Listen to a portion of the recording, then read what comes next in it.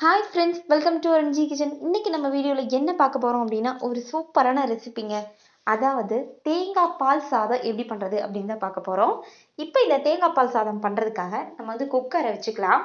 குக்கரில் ஒரு 2லேருந்து 2.5 ஸ்பூன் அளவுக்கு நம்ம நார்மலாக சன்ஃப்ளவர் ஆயில் இந்த மாதிரி எது வேணாலும் எடுத்துக்கலாம்.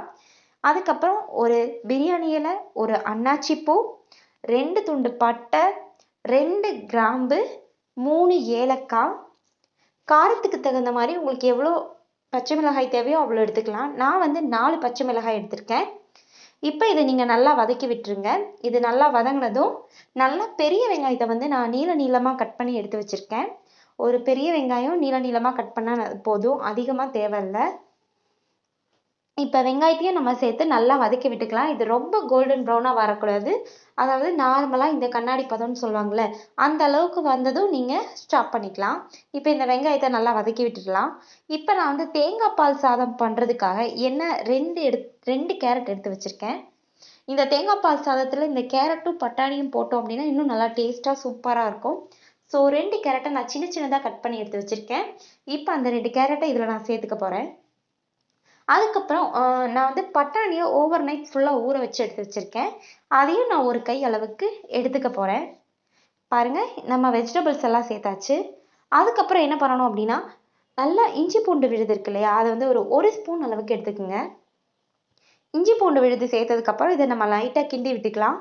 கிண்டி விட்டுட்டு இப்போ தேங்காய் பால் அடுத்து நம்ம சேர்க்கணும். இப்போ இந்த தேங்காய் பால் சாதம் பண்ணுறதுக்கு வந்து நான் 1/2 மூடி தேங்காய் எடுத்திருக்கேன். இந்த 1/2 மூடி தேங்காயையும் நல்லா மிக்சி ஜாரில் போட்டு அரைச்சி நல்லா பாலாக நான் எடுத்துட்டேன். இப்போ அந்த பால் எடுத்ததை வந்து நம்ம அந்த தண்ணி சேர்ப்போம் இல்லையா, சாதத்துக்கு தண்ணிக்கு பதிலாக நம்ம தேங்காய் பால் ஊற்றணும். அப்போ தான் வந்து இந்த தேங்காய் பால் சாதம் ரொம்ப சூப்பராக வரும். ஸோ இப்போ நான் வந்து 2 டம்ளர் அரிசி எடுத்திருக்கேன். நார்மலான ஒரு சாதத்துக்கு நம்ம யூஸ் பண்ணுற அரிசி தான் நான் எடுத்திருக்கேன். அதனால நான் 2 டம்ளர் அரிசிக்கு 4 டம்ளர் தேங்காய் பால் எடுத்துக்க போகிறேன். இப்போ நம்ம இதில் 4 டம்ளர் தேங்காய் பாலை சேர்த்துக்கலாம். இதில் ஒன்றுமே இல்லை டிஃப்ரெண்ட்டாக, நம்ம தண்ணி சேர்க்கறதுக்கு பதிலாக தேங்காய் பால் சேர்க்குறோம், அவ்வளோதான். நீங்கள் நார்மலாக உங்கள் ரைஸ்க்கு வந்து எவ்வளோ தண்ணி சேர்ப்பீங்களோ அந்த அளவு நீங்கள் தேங்காய் பால் சேர்த்துட்டீங்க அப்படின்னா ரொம்ப சூப்பரான ஒரு தேங்காய் பால் சாதம் ரெடி ஆகிடும். இப்போ வந்து இதுக்கு தேவையான அளவு உப்பு சேர்த்துக்கலாம். உப்பு சேர்த்ததுக்கப்புறம் அரிசி வந்து நல்லா வாஷ் பண்ணி எடுத்து வச்சுருக்கேன், அதையும் இதில் நம்ம சேர்த்துக்கலாம். இப்போ அரிசி சேர்த்தாச்சு. அதுக்கப்புறம் இன்னும் நல்லா வாசனையாகவும் டேஸ்ட்டாகவும் இருக்கிறதுக்காக நம்ம வந்து லைட்டாக இது கொத்தமல்லி கொஞ்சம், புதினா இலை கொஞ்சம் அது போட்டோம் அப்படின்னா இன்னும் நல்லா சூப்பராக இருக்கும். ஸோ இது ரெண்டையும் நம்ம போட்டு இதை ஒரு 3 விசில் விட்டுறலாம். நல்லா குக்கரில் மூடி வச்சு 3 விசில் விட்டுட்டு, விசில் அடங்கினதுக்கப்புறம் கொஞ்ச நேரம் கழித்து நீங்கள் ஓப்பன் பண்ணீங்க அப்படின்னா நமக்கு சுட சுட சூப்பரான தேங்காய் பால் சாதம் ரெடி ஆகிடுங்க. பாருங்கள், நான் 3 விசில் விட்டுட்டேன்.